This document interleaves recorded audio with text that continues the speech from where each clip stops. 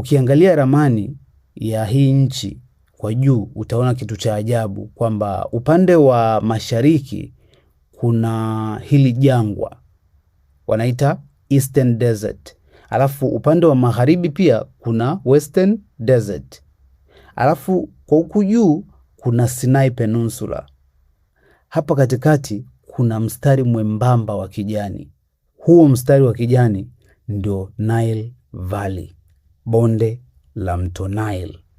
Maana yake ndani ya 3 hadi 4 tu ya eneo la nchi ndipo ambapo wanaishi zaidi ya watu milioni 100. Kwa hiyo bila mto Nile, Egypt isingekuwa taifa kama tunavyolijua leo. Maisha ya jangwani yakoje ya Egypt? Sehemu kubwa ya Egypt hakuna mvua, hakuna mito, hakuna misitu na hakuna kilimo.